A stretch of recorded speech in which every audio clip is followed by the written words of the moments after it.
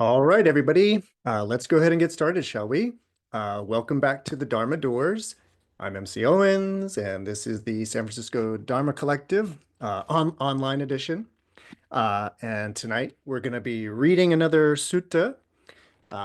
So we are moving on. We've been reading through the Majjhima Nikāya, the Middle Length Discourses now for many months, maybe even years. And we've now made it to Sutta number 82. This is going to be the Raṭṭhapāla Sutta.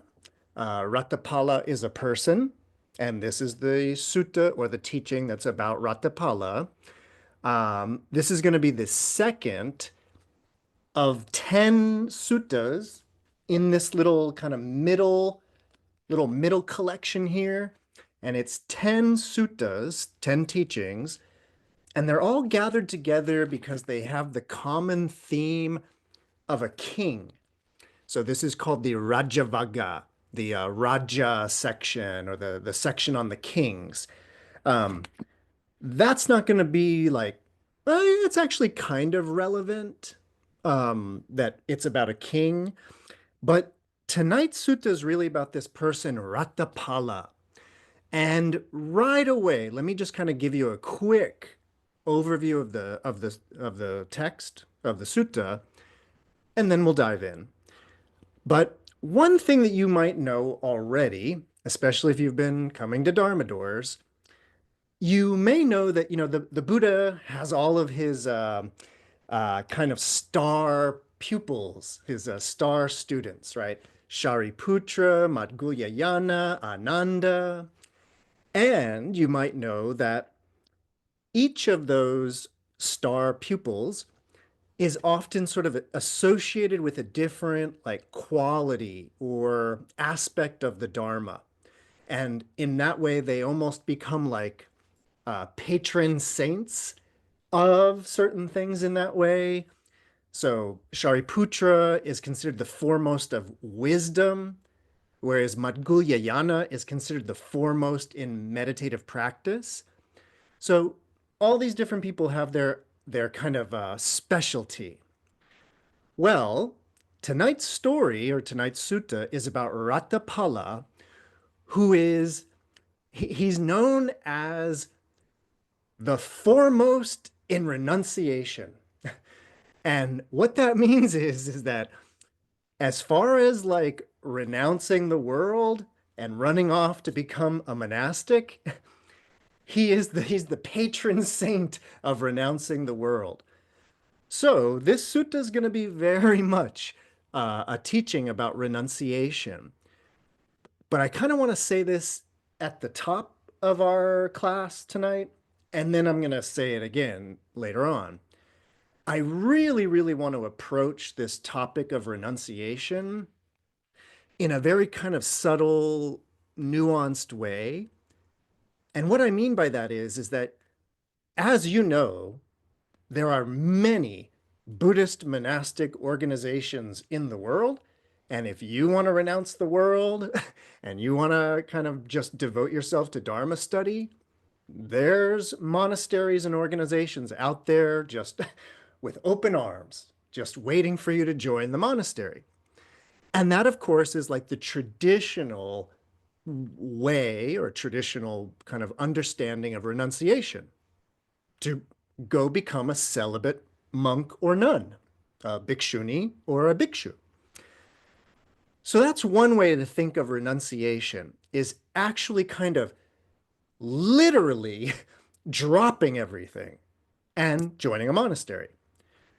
But tonight, because I know a lot of us are either not even interested in that or just sort of maybe we are more inclined towards the Mahayana Buddhist tradition, I do want to kind of, even before we start reading the sutra, I want us to have firmly in mind the possibility that you could renounce all of this and still live in your house and still do your things in that way.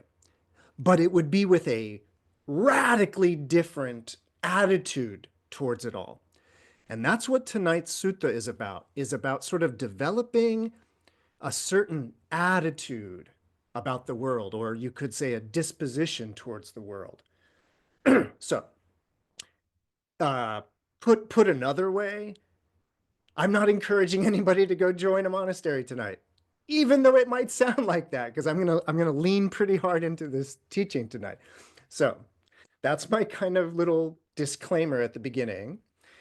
Now let's start to dive in. Again, this is going to be Sutta 82 of the Middle Length Discourses.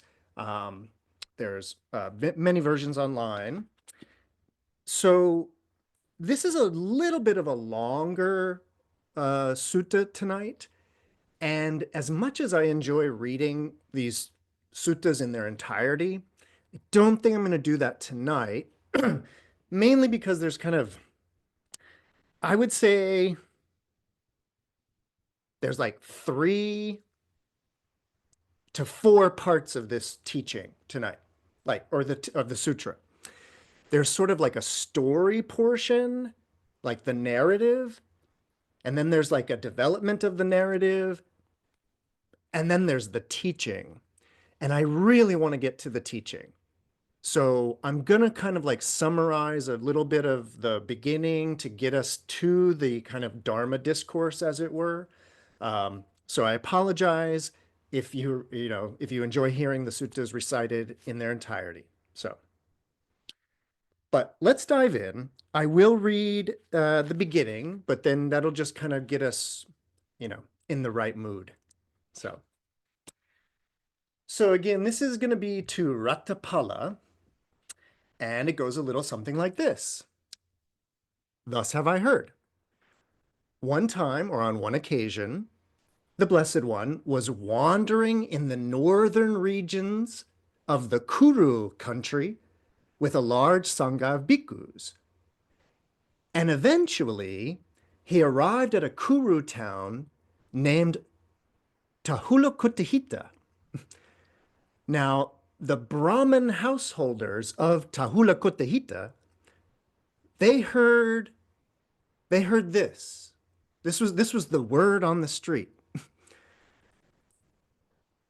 The recluse Gautama, the Buddha, the son of the Sakyans who went forth from the Sakyan clan, has been wandering in the Kuru country with a large sangha of bhikkhus and has come to Tahulakuttahita. Now, a good report of Master Gautama has been spread to this effect. The Blessed One is accomplished, fully enlightened, perfect in true knowledge and conduct, is sublime, a knower of worlds, an incomparable leader of people ready to be tamed, teacher of gods and humans, enlightened Blessed One. He declares, or he talks about, or explains this world with its gods, its maras, and its brahmas. He explains or declares this generation with its recluses and Brahmins, its princes and its people, which he has himself realized with direct knowledge. He teaches the Dharma, good in the beginning, good in the middle, and good in the end, with the right meaning and right phrasing, and he reveals a holy life that is utterly perfect and pure. Now, it's good to see such arhats as that.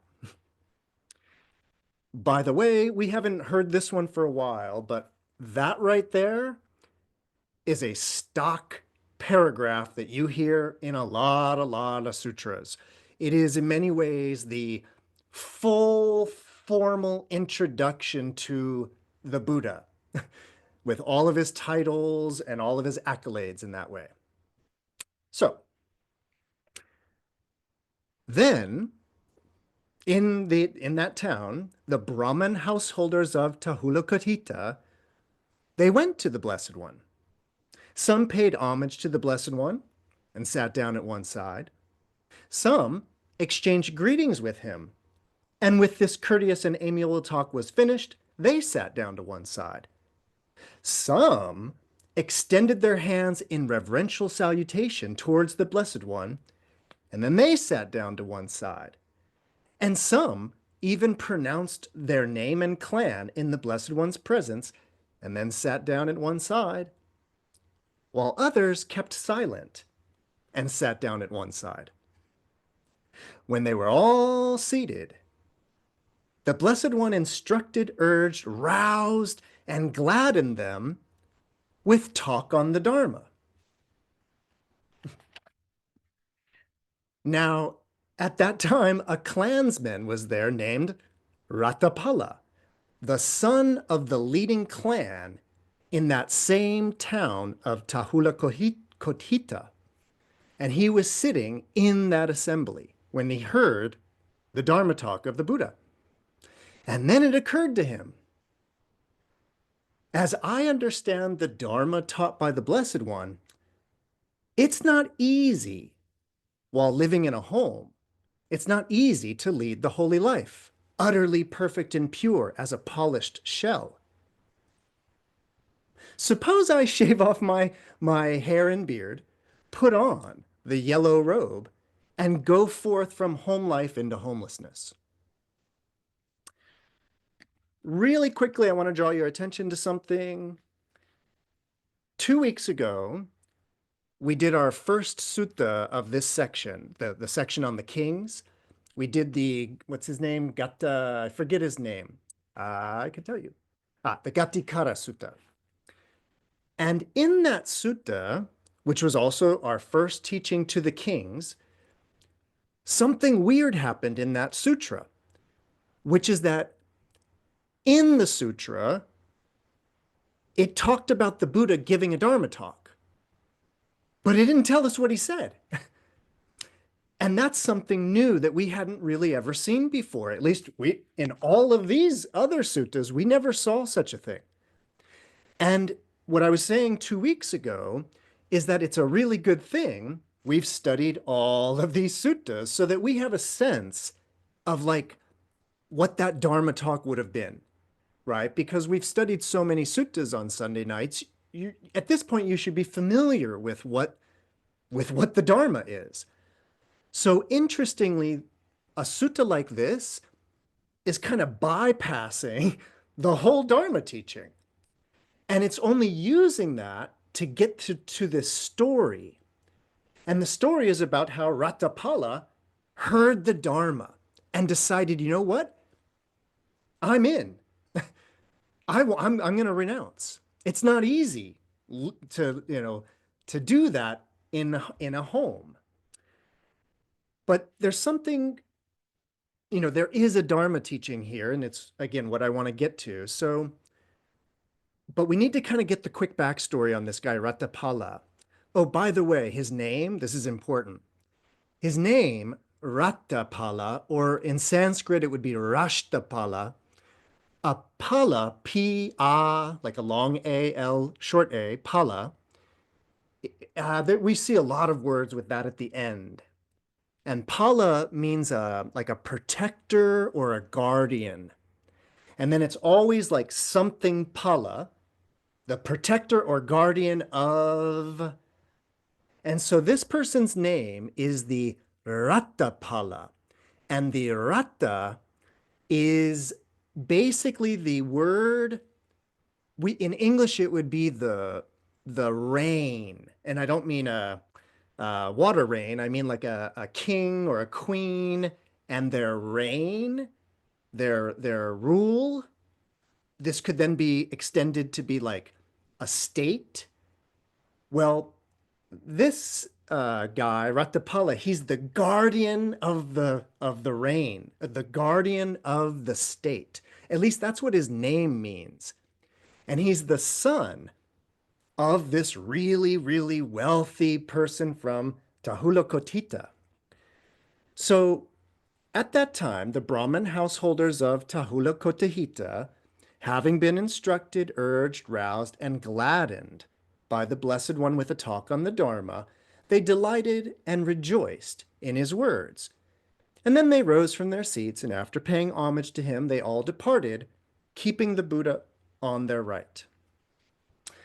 Soon after they had gone, the clansman Raṭṭhapāla went to the Blessed One, and after paying homage to him, sat down to one side, and he said to the Buddha, "Venerable Sir, as I understand the Dharma taught by the Blessed One, it's not easy, while living in a home, to lead the holy life, utterly perfect and pure, like a polished shell.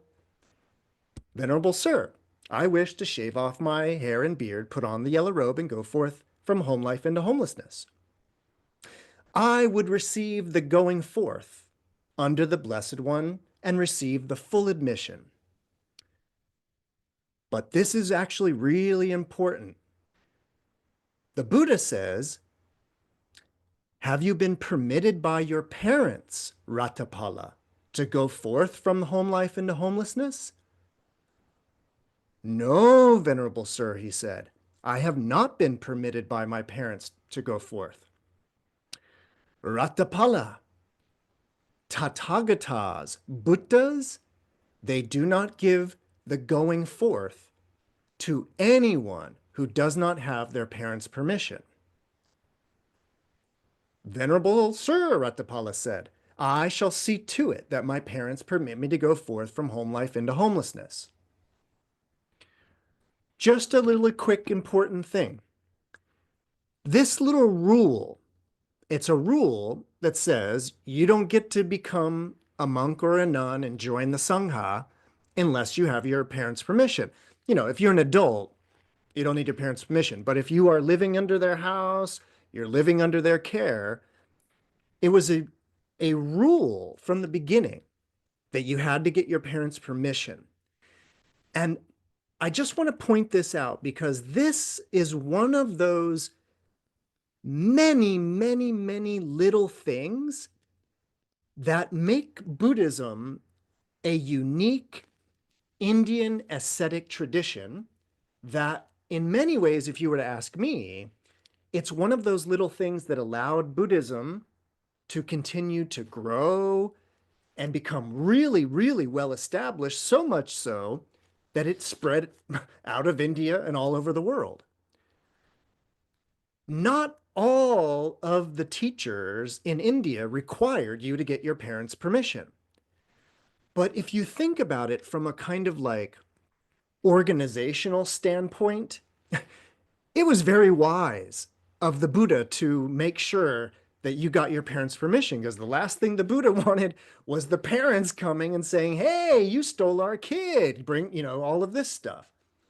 So just want you to know that this is sort of a very interesting part of the tradition. It's been there since the beginning. And here we have it playing out in the sutra. Now, Raṭṭhapāla, of course, says, no, I haven't gotten my parents' permission, but be sure I'm going to get it. And so he goes back to his parents, and he says, so then the clansman, Raṭṭhapāla, rose from his seat, and after paying homage to the Blessed One, he departed, keeping him on his right.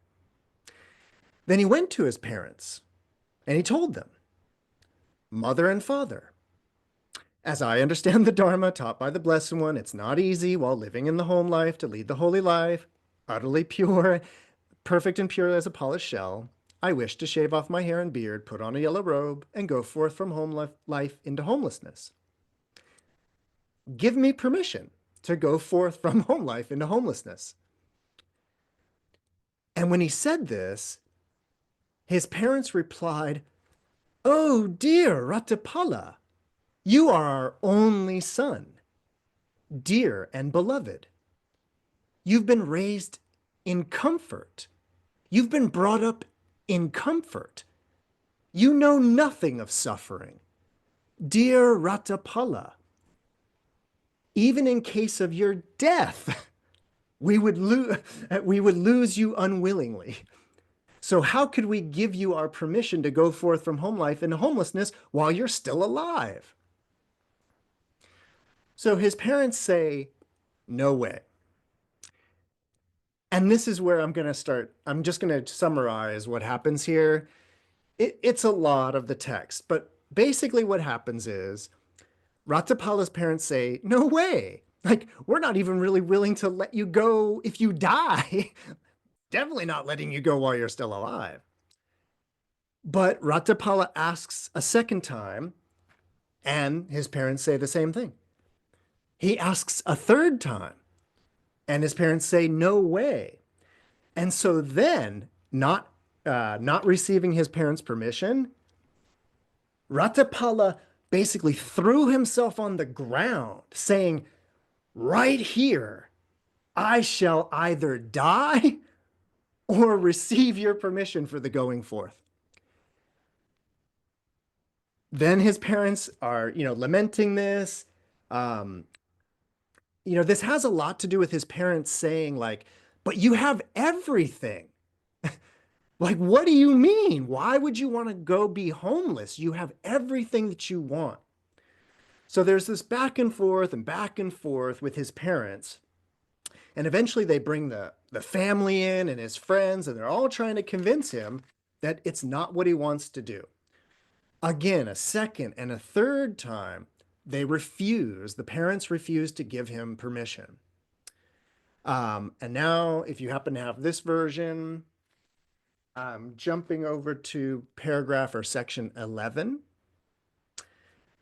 Then the clansman Raṭṭhapāla, his friends, went to his parents and said to them, Mother and father, the clansman Raṭṭhapāla is lying down there on the bare floor, having said, right here, I shall either die or receive the going forth. Now, if you don't give him your permission to go forth from home life into homelessness, he's going to die there. So we're basically understanding, I think, that he's like not eating and basically doing kind of like a hunger fast in that way. Now, if you don't give him your permission, he's going to die. But if you give him your permission, you will see him after he's gone forth. And if he does not enjoy being a monk, like if he doesn't enjoy going forth, what else can he do but then just return? So give him your permission to go forth from home life into homelessness. Then, dears, meaning to the family and friends, the parents say, we give the clansman Raṭṭhapāla permission to go forth from the home life into homelessness. But when he's gone forth, he must visit his parents. Then the clansman Raṭṭhapāla got up, and when he had regained his strength, he went to the Blessed One, and after paying homage to him, he sat down to one side and said, Venerable Sir, I have my parents' permission to go forth from home life into homelessness. Let the Blessed One give me the going forth. And then the clansman Raṭṭhapāla received the going forth under the Blessed One, and he received the full ordination. Then, not long after the Venerable Raṭṭhapāla had received the full admission, a half a month after he had received the full admission, the Blessed One, having stayed at Tahulakotita as long as he chose, he set out to wander towards Savatthi. Wandering by stages, he eventually arrived at Savatthi, and there he lived at Savatthi in the Jeta's Grove, Anathapindika's park.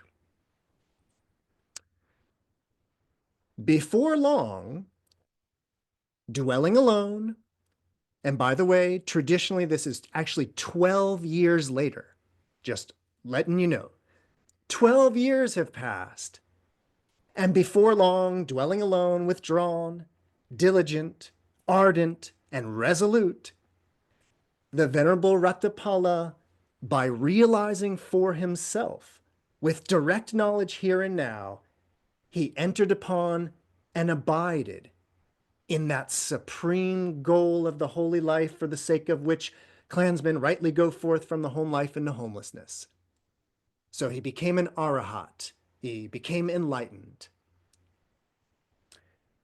And he knew birth has been destroyed. The holy life has been lived. What had to be done has been done. There's no more rebirth. There's no more coming into any state of being. And the Venerable Raṭṭhapāla became one of the arhats. Then the Venerable Raṭṭhapāla went to the Blessed One, and after paying homage to him, he sat down on one side and he told him, "Venerable sir, I wish to go visit my parents, if I have the Blessed One's permission." And the Buddha, the Blessed One, penetrated mentally the thoughts in Venerable Raṭṭhapāla's mind. He read Raṭṭhapāla's mind. And when he knew that Raṭṭhapāla was incapable of abandoning the training and returning to the low life, he told him, "You may go, Raṭṭhapāla, at your own convenience." Then the Venerable Raṭṭhapāla rose from his seat, and after paying homage to the Blessed One, he departed, keeping him on his right. He then set his resting place in order, and taking his bowl and outer robe, he set out to wander towards his hometown of Tahulakothita. Wandering by stages, he eventually arrived at Tahulakothita, and there he lived in Tahulakothita in King Karovya's Migarichya garden. By the way, that's our king. We're going to encounter him a little bit later. Then, when it was morning, Raṭṭhapāla, dressed and taking his bowl and outer robe, he went into Tahulakothita to beg for food, to beg for alms. As he was wandering for alms from house to house in Tahulakothita, he came to his own father's house. Now, on that occasion, the Venerable Raṭṭhapāla's father was sitting in the hall of the central door, having his hair done, right? Having his hair dressed. When he saw the Venerable Raṭṭhapāla coming in the distance, he said, "You know, our only son, our dear and beloved, was made to go forth by these same bald, padded recluses, by these same bald heads." Then, at his own father's house, the Venerable Raṭṭhapāla received neither alms nor even a polite refusal. Instead, he received only abuse. But just then, a servant belonging to one of his relatives was about to throw away some old porridge. Seeing this, the Venerable Raṭṭhapāla went up to her and said, "Sister, if that stuff is just going to be thrown away, then please pour it into my bowl." While she was doing so, she recognized the characteristic features of his hands, his feet, and his voice. And then she went to his mother and said, "Please know, my lady, that my lord's son, Raṭṭhapāla, has arrived." "Gracious," she said, "if what you say is true, then you are no longer a slave or no longer our servant." Then the Venerable Raṭṭhapāla's mother went to his father and said, "Please know, householder, they say that the clansman Raṭṭhapāla has arrived." Just then, the Venerable Raṭṭhapāla was eating the old porridge by the wall of a certain shelter. His father went to him and said, "Raṭṭhapāla, my dear, surely this is you, and surely, well, you're eating this porridge, right? Is there not your own house you can go to?" So his father's a little upset that his son's like squatting in an alley eating old porridge. And he's like, "Yo, what's up? Isn't there somewhere else for you to go?" "How could we have a house?" he says. So this is Raṭṭhapāla. "How could we have a house, householder, when we have gone forth from the home life into homelessness? We are homeless, householder. We went to your house earlier, but we received neither alms nor a polite refusal. Instead, we received only abuse." And Raṭṭhapāla's father says, "Come, dear Raṭṭhapāla, Let us go to the house. But Raṭṭhapāla says, enough, householder. My meal for today is finished. His father says, then, dear Raṭṭhapāla, consent to accept tomorrow's meal from me. And the Venerable Raṭṭhapāla consented in silence. All right. Yeah.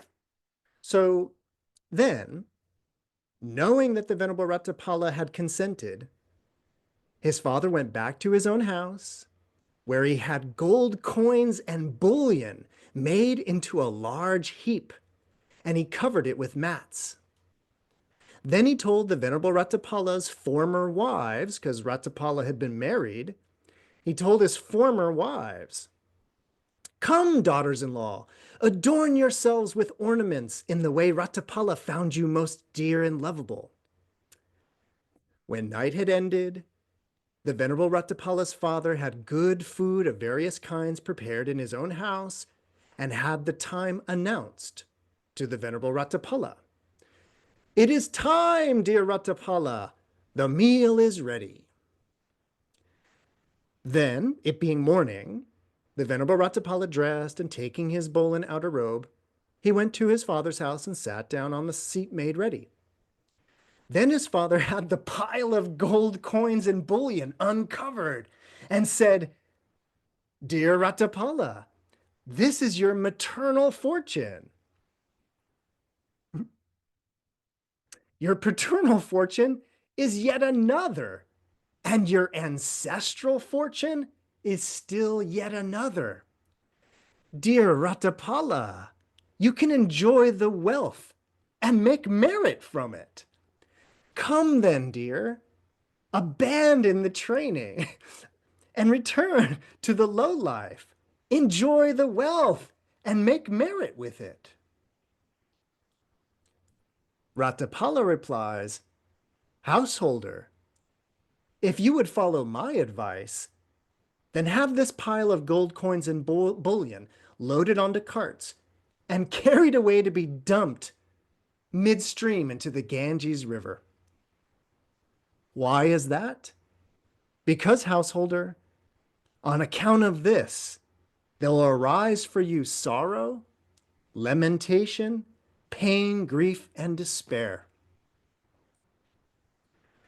Then the Venerable Raṭṭhapāla's former wives clasped his feet, so they grabbed his feet, and they said to him, what are they like?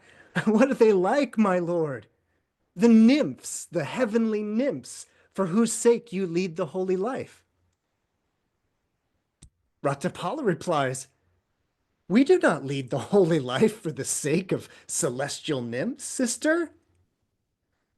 And he called his former wives sisters.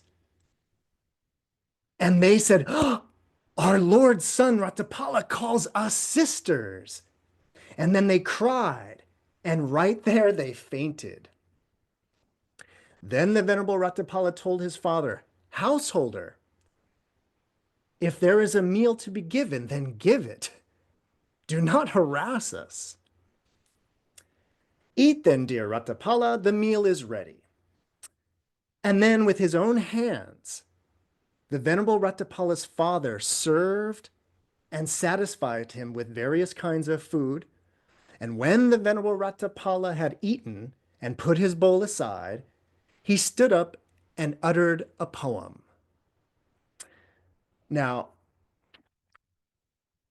this is a pretty classic, it's a pretty classic Buddhist poem, but I want us to be very aware that this is Raṭṭhapāla speaking. This is not the Buddha speaking. This isn't like necessarily the narrator of the sutta, like Ananda speaking. This is Raṭṭhapāla, but he recites this poem, behold, a puppet, here pranked out, a body built up of sores, sick, an object of concern, where no stability abides. Behold, a figure here pranked out with jewelry and earrings too, a skeleton wrapped in skin, made attractive by clothes, its feet adorned with henna dye, and powder smeared upon its face. It may beguile a fool, but not a seeker of the further shore. Its hair is dressed in eightfold plaits, and unguent smeared upon its eyes. It may beguile a fool, but not a seeker of the further shore. A filthy body well adorned, like a new painted unguent pot. It may beguile a fool, but not a seeker of the further shore. The deer hunter set out the snare, but the deer did not spring the trap. We ate the bait, and now we depart, leaving the hunters to lament. And then, after the Venerable Raṭṭhapāla had stood up and uttered these stanzas, he went to King Kauravya's Mrigachira garden and sat down at the root of a tree for the day's meditation. All right. Everybody doing okay out there so far? All right. We are quickly getting to the teaching, and I just noticed the time, so I'm going to kind of get us there quick. But I kind of really needed to, we needed to hear all of this to get the theme, like what's at stake here, right? So now, as I mentioned before, there is a king, and it's this King Kauravya. And actually, it was at that time that King Kauravya addressed his gamekeeper, saying, "Good gamekeeper, tidy up the Mrigachira garden so that we might go to the pleasure garden to see a pleasing spot." "Yes, sir," he replied. But while he was tidying up the garden, the gamekeeper saw Raṭṭhapāla meditating. And when he saw him, he went back to the king and he said, "Sir, the Mrigachira garden has been tidied up. The monk or the clansman, Raṭṭhapāla, is there, the son of the leading clan in this same Tahula Kotahita, of whom you have always spoken very highly. He's seated at the root of a tree, meditating." The king said, "Well then, good gamekeeper, enough of the pleasure garden for today. Now we shall go pay our respects to that master Raṭṭhapāla."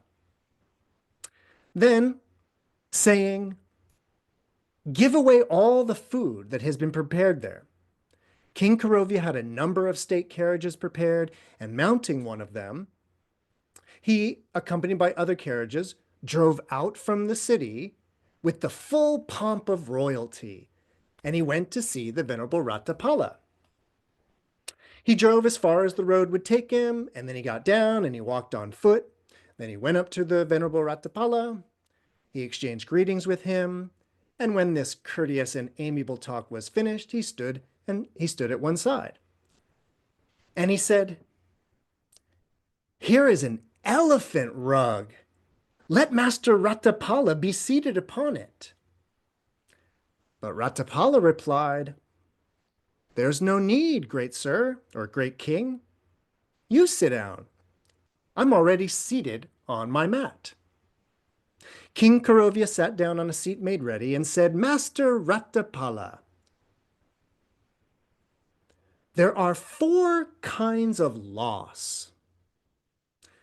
Because they have undergone these 4 kinds of loss, some people here shave off their hair and beard, put on yellow robes, and go forth from home life into homelessness. What are those 4 kinds of loss? They are loss through aging, loss through sickness, loss of wealth, and loss of relatives." And yeah, I'm going to quickly summarize this section because I want to get to the kind of the real Dharma talk in that way. So the king is saying, I know 4 reasons why people become monks and nuns. Because of loss. And then they lose either through aging which is to say they notice themselves getting old and then they renounce because of getting old. But then the king says, but Master Raṭṭhapāla, you haven't undergone any loss through aging. Like you're young and healthy. What have you known or seen or heard that you've gone forth from home life into homelessness? So the king says a lot of people join the monastery because they get old. And he says, but you're not old. So why'd you join? And then he says a lot of other people, they get sick and they basically say, if I get better, if I pray and I get better, then I'll go join the monastery. And then the king says, but you were never sick. You're totally healthy. So why did you become a monk? And then he says, a lot of people become monks because they lose everything they own, right? And so they're probably one step away from homelessness anyways. So they go and become a monk. He says, but your dad's wealthy. You've got all this inheritance. You've got all this wealth. So you haven't experienced the loss of wealth. Why are you becoming a monk? And then finally he says, and what is loss of relatives? Well, that's when we lose our loved ones. But you haven't lost your loved ones. Your mother and father are alive. Your wives are alive. So why have you become a monk?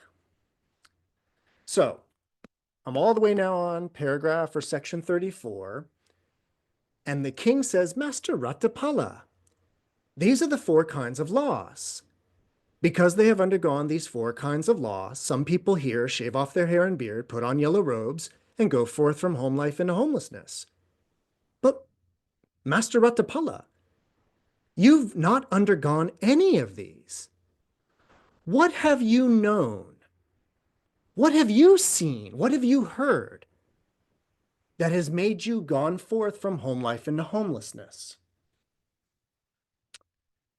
Now, this is the teaching. So Raṭṭhapāla says, great king, Maharaja, there are four summaries of the Dharma that have been taught by the Buddha, the Blessed One, who knows and sees, who is accomplished and fully enlightened. Knowing and seeing and hearing them, I went forth from the home life into homelessness. What are those four summaries of the Dharma? Number one, life in any world is unstable. It's swept away. This is the first summary of the Dharma taught by the Blessed One who knows and sees, accomplished and fully enlightened. Knowing and seeing and hearing this, I became a monk. Number two, and don't worry, these are all going to get explained in full. Number two, the second summary of the Dharma. Life in any world has no shelter and no protector. This is the second summary of the Dharma taught by the Blessed One who knows and sees.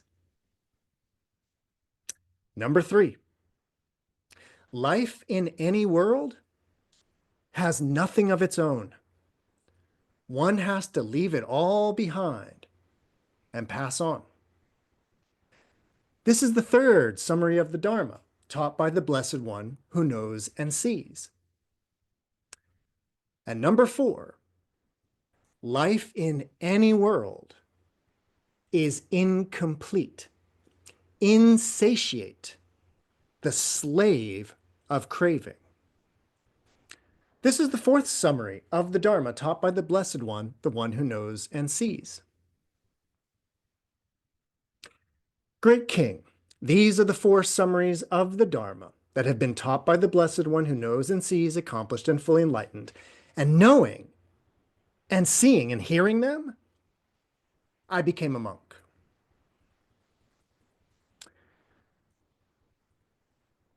Raṭṭhapāla, Master Raṭṭhapāla said, and now this is Raṭṭhapāla's explanation of the four summaries. So Raṭṭhapāla says, life in any world is unstable. It's swept away. How should the meaning of this statement be understood?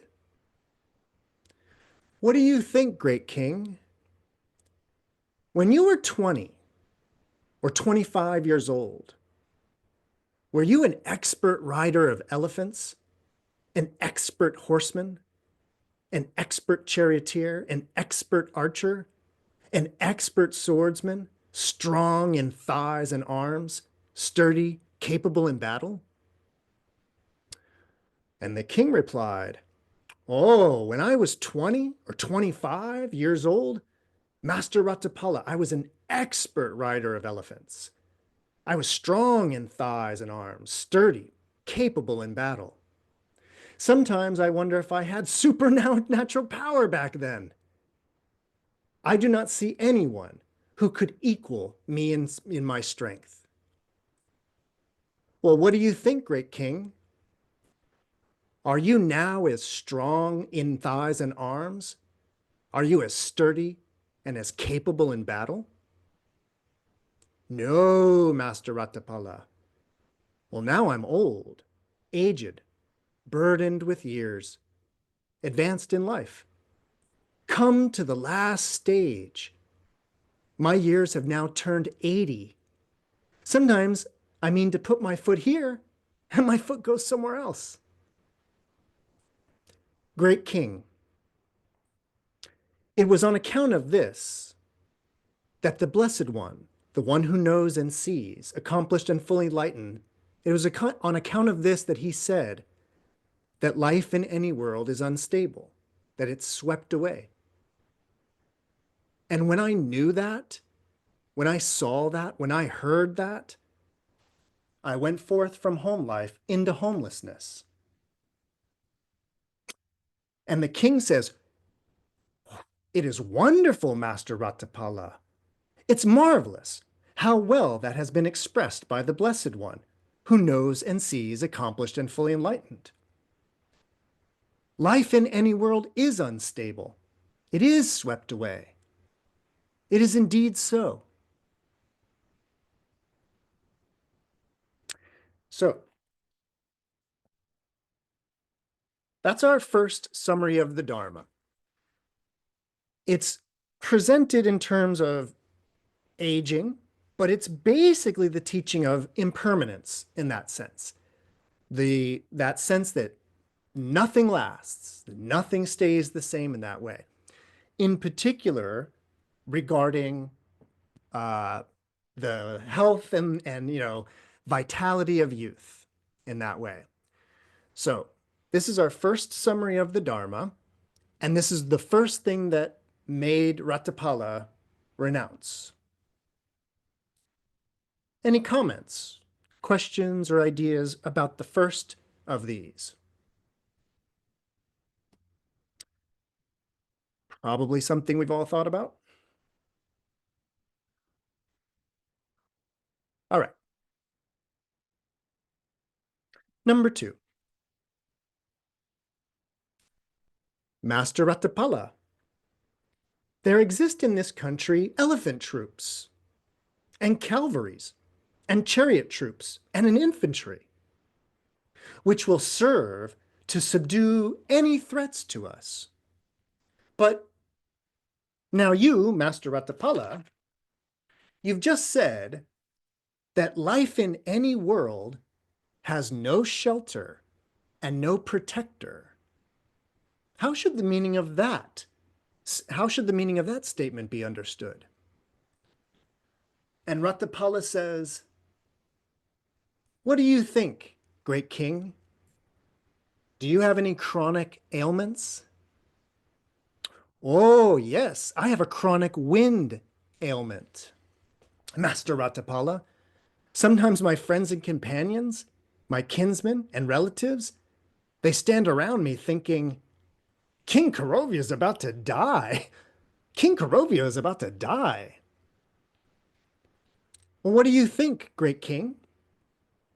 Can you command your friends and companions, your kinsmen and relatives? Can you command them and say, come here, my good friends and companions, my kinsmen and relatives, all of you present, share this painful feeling so that I may feel less pain? Can you do that? Or do you have to feel that pain yourself alone? The king replied, no, I can't command my friends and companions, my kinsmen and relatives, saying, I have that, I can't convince them of that, Master Raṭṭhapāla. I have to feel the pain alone. Great king, it was on account of this that the Blessed One, who knows and sees, accomplished and fully enlightened, it's on account of that that he said life in any world has no shelter, no protector. And when I knew that, when I saw that, when I heard that, I went forth from home life into homelessness.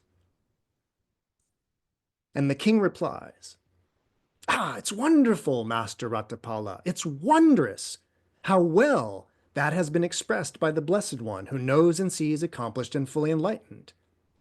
Life in any world has no shelter, no protector.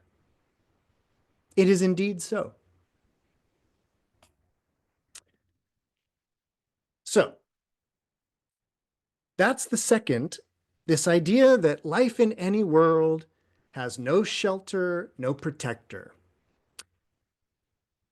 I meant to mention this, I forgot, really quickly. The language of the first one, the language of all four of these, life in any world. This is really, really important to kind of understanding the Buddhist tradition in relationship to other kind of meditative yoga traditions coming out of India. When they say in any world, they're kind of referring to like heavenly realms, heavenly abodes, and this kind of delusion that it's better up there. There's a delusion that things in these really wonderful realms don't change. And the Buddha's saying things change everywhere. In all worlds, nothing stays the same. In other words, the aging process is going to be happening everywhere in that way. And then this one, in all worlds, or in any world, or life in any world has no shelter and no protector. Now, I do want to mention there's a footnote here. I forget where the footnote is, but it's a footnote of Bhikkhu Bodhi. And he makes a point about the language of shelter and protection, and or you could take it as refuge. And he makes the point that the Dharma, Buddhism, is considered a shelter, is considered a refuge. And that's why we take refuge in the Buddha, the Dharma, and the Sangha. But that would seem to kind of contradict what Raṭṭhapāla just said, that in any world, anywhere, there's no shelter, there's no protection. But Bhikkhu Bodhi has a really good footnote that I want to kind of clarify. And it's basically this sort of idea of like, it's about trying to find shelter or like protection. The language is so tricky here. But it's about trying to find something in the world to shelter and protect you. And that's kind of like, you know, if you're into like the Matrix movies, it's kind of like Neo wondering where in the Matrix could I, you know, find peace here? And it's like, no, it's all the Matrix, Neo. There's nowhere in here for shelter and protection. So Bhikkhu Bodhi makes the note that we sort of, it's a very subtle idea, but we get shelter from the world in the Buddha, Dharma, and Sangha. But it's not that we kind of find any shelter in the world, in any world in that way. And then to really kind of emphasize the message, it's really about this, well, it's a truth. And the truth is that we can't be like, yo, will you take some of this anxiety so that I won't have as much anxiety? Like, can I unload some of this on you? No, it's because we all have to feel the pain alone in that way. And the thing about it is, from a Buddhist point of view, that's just sort of like sadly true. It's just true. And so there's a way in which our searching for a way out, our looking for, oh, maybe I could offload some of this pain onto you. All of that's actually just causing more distress, causing more pain in that way. And so even though we might not want to hear it, it's helpful to keep in mind these truths because they're just true. And living sort of like out of step with the truth in that way is a cause of friction. It's a cause of dukkha in that sense. So I think that this should sort of be looked at that way, where it's just sort of like, oh yeah, I guess that's true, that I really can't avoid the aging process. Try as we might. We can't avoid the aging process, and try as we might, we actually all have to experience our own pain. So, comments, questions, ideas about the second of the summaries of the Dharma? Yeah, no.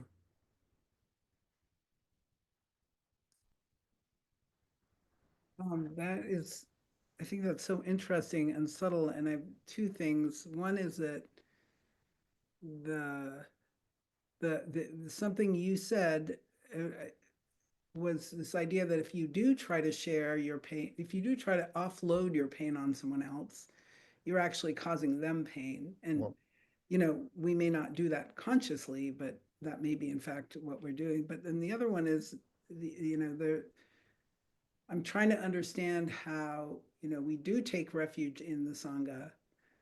We're doing that right now. We're in a Sangha, learning together. So how is that different than what is described in the sutra? And I guess it's, my take on it is we work together to walk the path, as it were, toward less suffering for ourselves and for everyone. But those are the distinctions. So I'm just thinking out loud. yeah, for sure. For sure. Yeah, and I would, on that note, Noam, I would suggest thinking of it as kind of, as odd as this might sound, it's sort of like about taking refuge or shelter in these truths. And these truths are telling you there's no shelter. Like that, it's a kind of a weird paradox in that way. But I do think that that's sort of part of it is that the running around trying to avoid these truths, you won't find shelter that way. You won't find protection that way.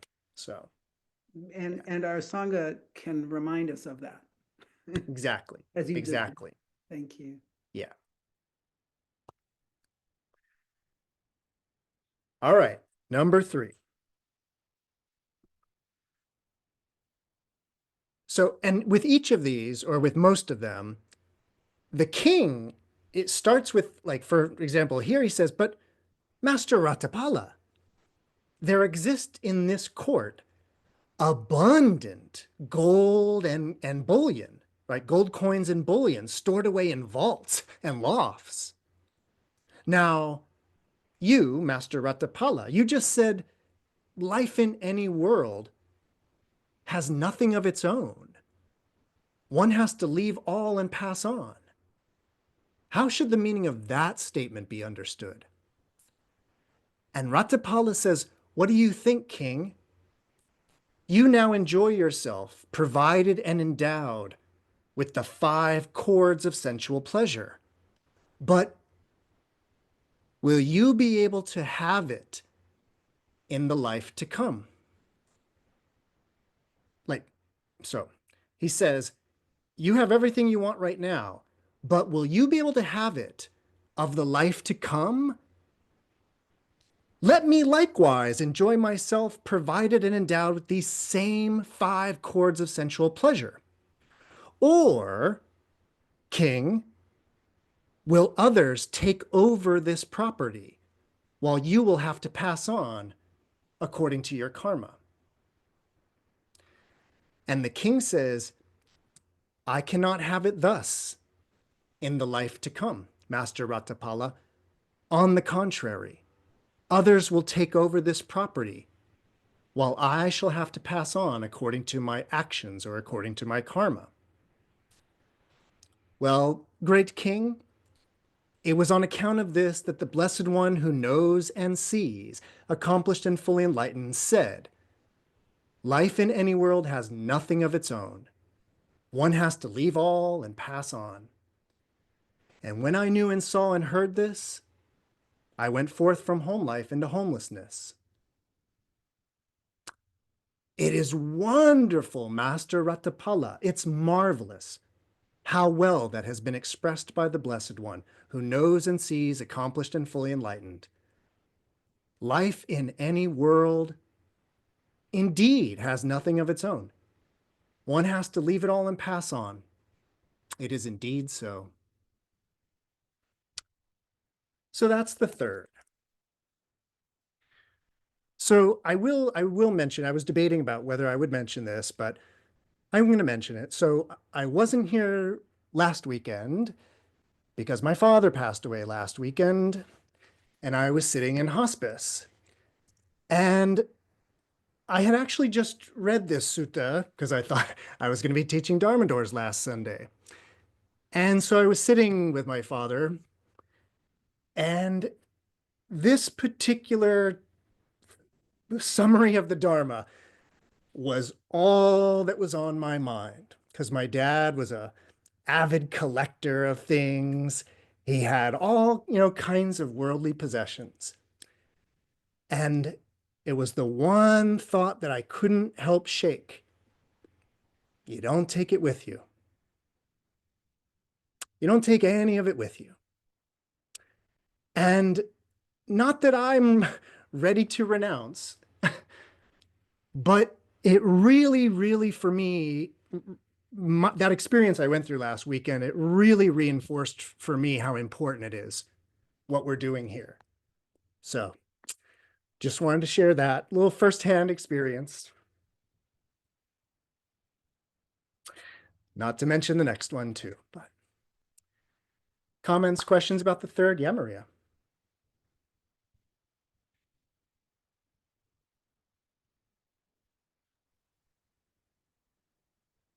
Okay, there we go. Yeah, condolences, Michael. Thanks, Maria. Uh, this just makes me think about how so much of renunciation is about acceptance and about sort of just accepting that, your joys and your sorrows are yours. And, that like whatever's appearing is for you. And I think of this sometimes like, and so in terms of like trying to unload it on someone else or whatever, but I think of this sometimes when I see something beautiful or I usually don't try to take photos of horrible things, but see something beautiful and I know that it's fleeting and probably as soon as I try to get my phone out or whatever, it's going to be over and I will have missed that moment, that was for me, not for me to take a photo and share with someone else. So sometimes, yeah, I think of it like that, but that's what this made me think of, like these moments, they're for us, they're opportunities for us to grow and learn. So yeah, everything's a teaching. No. Absolutely. Any other comments, questions, ideas? Number 4. The king says, now, Master Raṭṭhapāla, you said life in any world is incomplete, insatiate, the slave of craving. How should the meaning of that statement be understood? And Raṭṭhapāla replies, what do you think, great king? Do you reign over the rich Kuru country? Yes, Master Raṭṭhapāla, I do. And what do you think, great king? Suppose a trustworthy and reliable man came to you from the east and said, you should know, great king, that I have come from the east, and there I saw a large country, powerful and rich, very populous, and crowded with people. There are plenty of elephant troops. There are plenty of elephant troops there, plenty of cavalry, chariot troops, and infantry. There's plenty of ivory there. There's plenty of gold coins and bullion, both unworked and worked, and plenty of women for wives. With your present forces, you could conquer it. Conquer it then, great king. What would you do? And the king says, we would conquer it and reign over it. That's what we would do, Master Raṭṭhapāla. And what do you think, great king? Suppose another trustworthy and reliable man came to you from the west, came to you from the north, came to you from the south, came from across the sea, and all of these different people said to you, please know, great king, that I've come from north, south, east, west, and across the sea, and there I saw a large country, powerful and rich, all full of goodies. You should conquer it. What would you do? And the king said again, we would conquer those places too, and we would reign over them, Master Raṭṭhapāla. Great king, it was on account of this that the Blessed One who knows and sees, accomplished and fully enlightened, said, life in any world is incomplete, insatiate, the slave of craving. And when I knew and I saw and I heard that, I went forth from home life into homelessness. And the king replied, it is wonderful, Master Raṭṭhapāla. It's marvelous how well that has been expressed by the Blessed One who knows and sees, accomplished and fully enlightened. Life in any world is incomplete, insatiate, the slave of craving. It is indeed so. And then the sutra concludes with a poem. I'll read the poem, but so that's the fourth. Yeah, and just to make sure we have time to talk about it. So the fourth is this idea of life in any world is incomplete, right? And, you know, he uses the king and the king's situation, but we could all apply that to our own situation, right? To whatever it is we might want. And you can look at that, you can look at your craving, you can look at your desire, and you can notice, if you're skillful, you can notice how it would never end. That whatever it was, I don't know, I don't care what it is that you want and crave in that way, but would you be satisfied with just this amount? But if you had this amount of whatever it is that you crave, and somebody else was like, hey, I've got a little bit more, wouldn't you want that too? Can you really imagine a state where you're like, I've got just enough goodies. I don't need any more goodies. It's the nature of goodies to then want more and to never end in that way. And so all four of these teachings, but that is another teaching that Raṭṭhapāla is saying, when I got that, when I understood that the craving will never end, he says, that's when I renounced it, right? When I realized that you don't get to take it with you and that we all die naked and move on, that's when Raṭṭhapāla said, I renounce it all, right? When he realized that you have to experience your own suffering and you cannot share it in that way with others. And of course, you can emotionally share, but not actually give it to anybody else. Raṭṭhapāla at that moment basically is like, well, then I'm going to start dealing with my suffering in that way. And then also with the experience of aging, right? The experience of the shifting, unstable world. Wasn't that the language of the first one? Life in any world is unstable.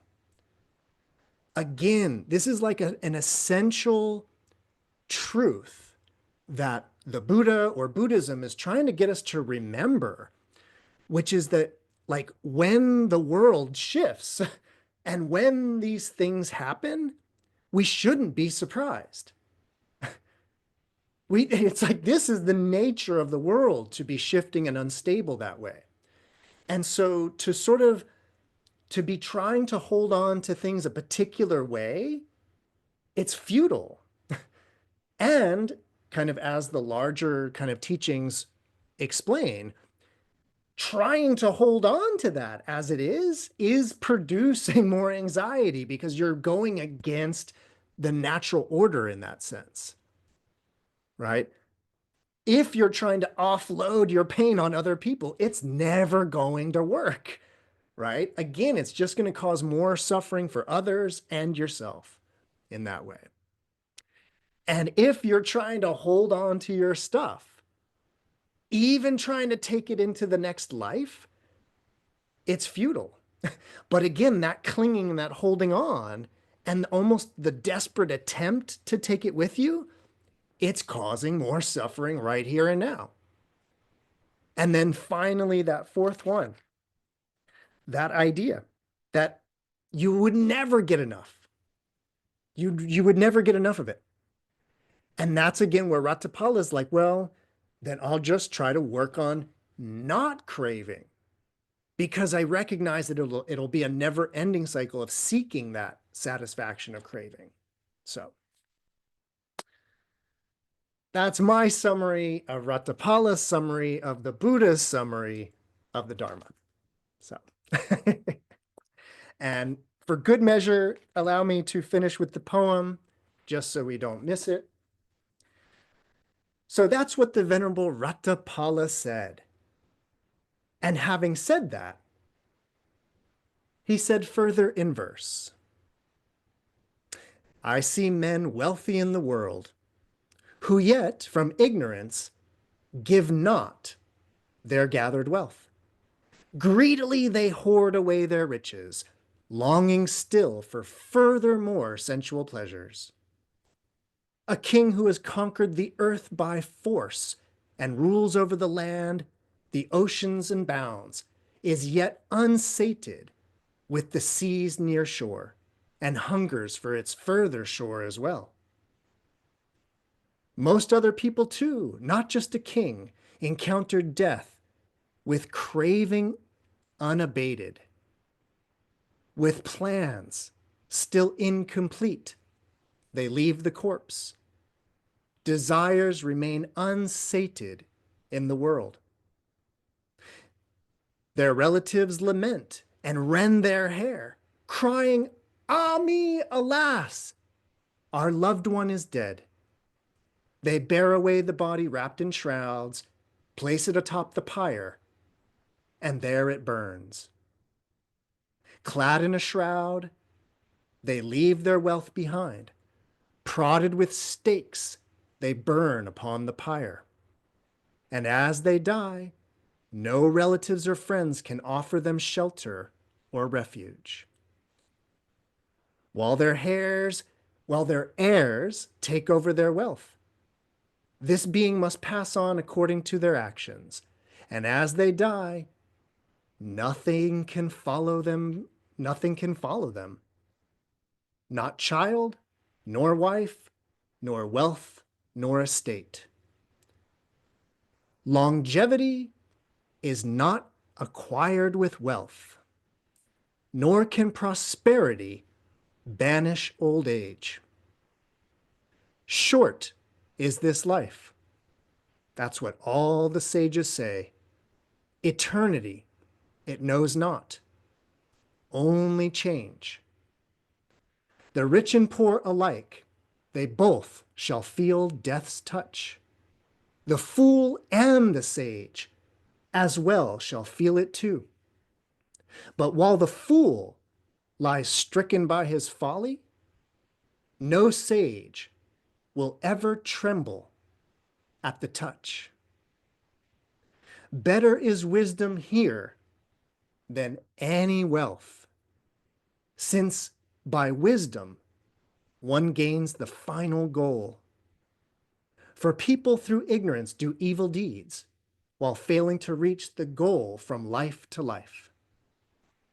As one goes to the womb and then on to the next world, renewing the successive rounds of rebirth, another of little wisdom, trusting him, goes also to the womb and then on to the next world.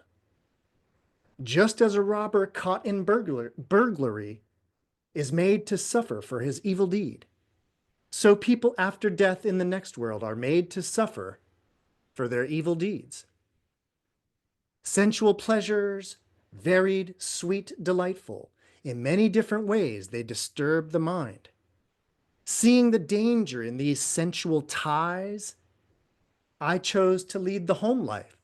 I chose to lead the homeless life, O king. As fruits fall from the tree, so too do people, both young and old. They fall when this body breaks. Seeing this too, O king, I've gone forth. Better is the recluse's life assured.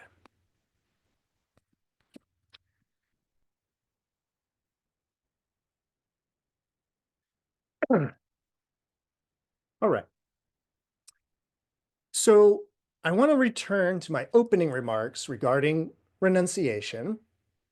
And I want to kind of repeat them now that we've read the sutta, because this, of course, is advocating, kind of like formal renunciation, like donning the yellow robe, shaving our hair, joining a monastery, and basically just not being involved in wealth generation and hoarding, not being involved in the world in that way. So that's one way to understand the text. It's another way to practice. It's a way to be, is as a renunciant. But I also kind of want us to look at this, and in particular, kind of just regarding, well, actually, in regarding all of it, regarding all of the health and longevity stuff, regarding all of the property and wealth stuff, regarding all of it.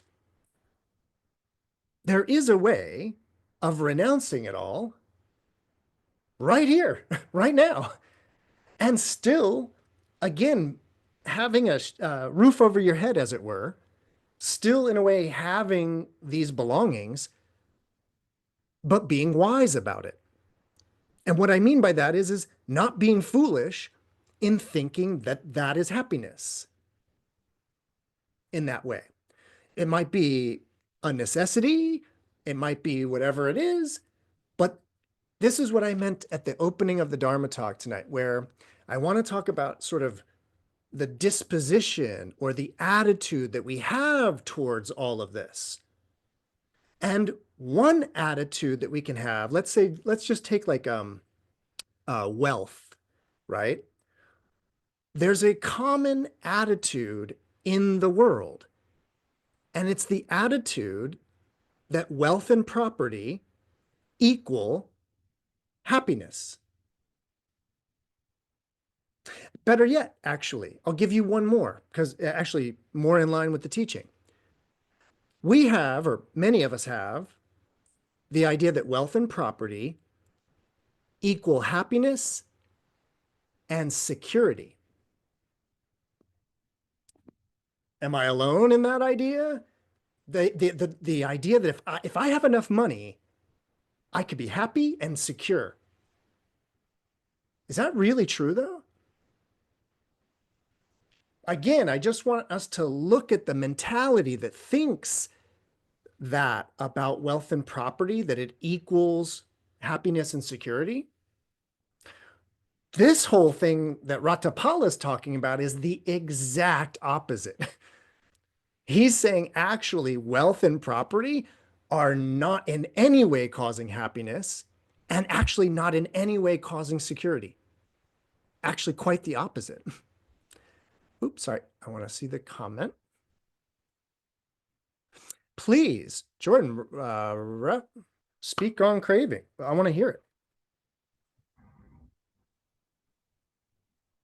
Hey, Michael. Hey, Jordan. Great to see you. Yeah, it's good to see you too, and good to be back. It's been too long. I'm really sorry about your father. As you know, I just lost my grandma too.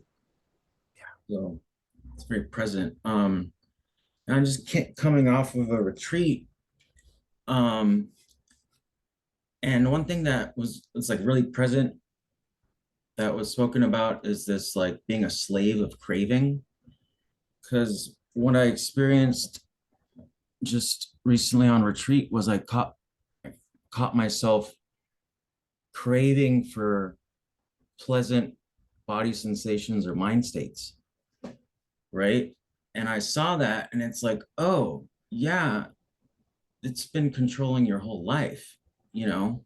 And just to see that for what it is, it's like, because these mind states or body sensations that feel pleasurable are impermanent. So I can't count on them to make me happy or anything like that, So it's like, I don't know, just like hearing all this, and it's very present just coming off that and experiencing that. So that's what I'm working with right now, is like trying to work through that and be in the world, um, kind of like have equanimity with all of that, trying to like, I guess, readjust, But I just wanted to share that because it came up. So thanks. Jordan, thank you for sharing. That was wisdom.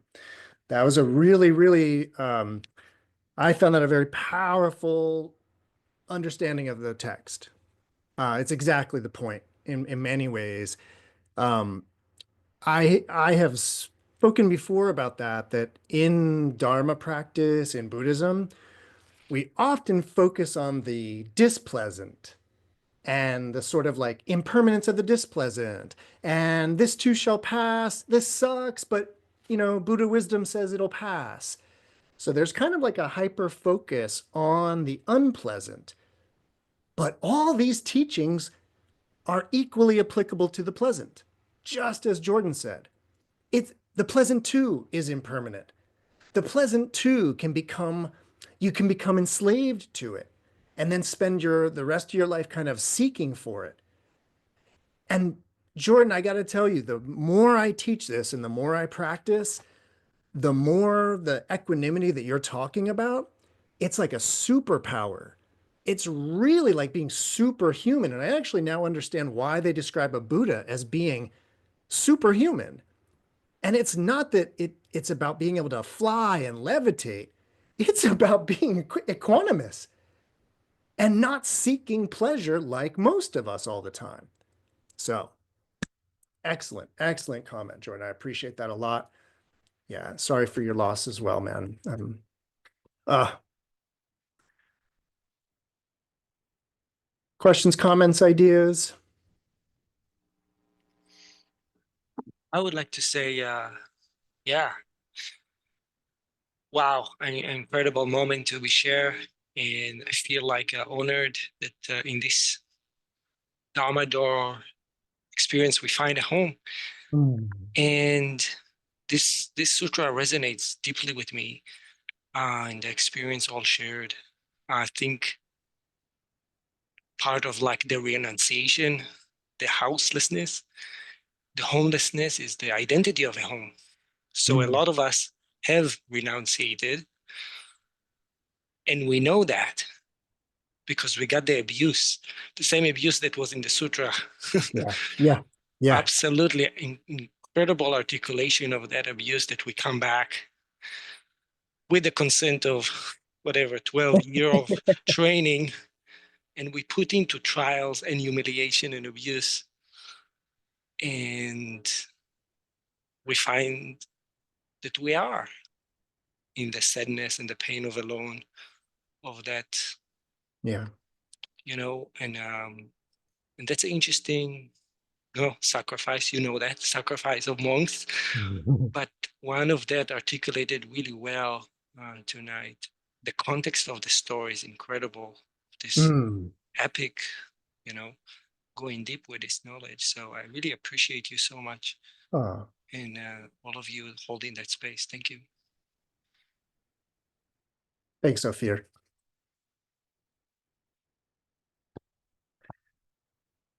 All right, everybody, unless there's any other comments, questions, or ideas. All right, then that'll conclude another Dharma Doors, another Sutta. Stay tuned for more next Sunday night. We're going to keep going through the Majjhima Nikāya.